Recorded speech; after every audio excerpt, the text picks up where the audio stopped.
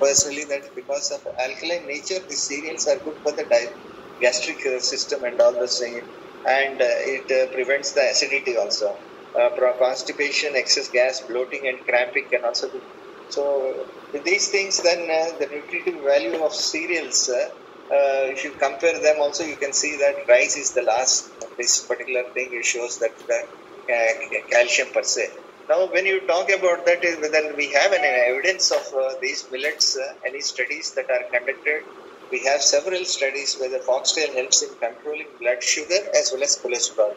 And millet makes, if they are malted millet, they make some minerals more bioavailable. Normally, we have minerals, but they are not available to the system. But it is proven beyond factor that there are some epidemiological studies. They also attribute high concentration of micronutrients, energy, and protein intake. The millet consumption decreases triglycerides as well as C-reactive protein.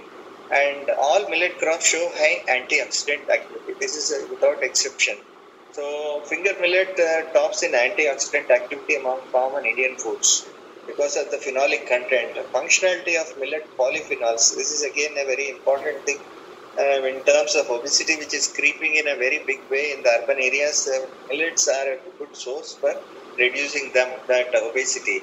Overnutrition, so especially among the children, millets possess anti-tumorigenic property and they reduce hypertension also. Where iron bioavailability is also worked out, and millets found to have a better bioavailability.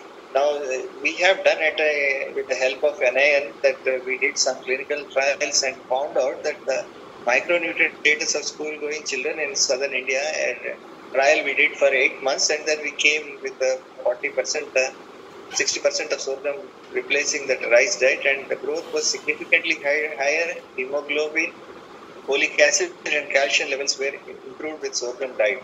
Now we have also done some studies on glycemic index and load, and then again they are all falling between that. All the downstream products, they are either medium or low glycemic index compared to rice and wheat, which are in a different way. The next is the molecular evidence. Also, we saw that they are gluten-free and so good for celiac patients. And health benefits I have already told about, whether it is treating stomach ulcers, obesity, or diabetes. Now, another important thing which I would like to point at here is biofortification is key to address micronutrient deficiency.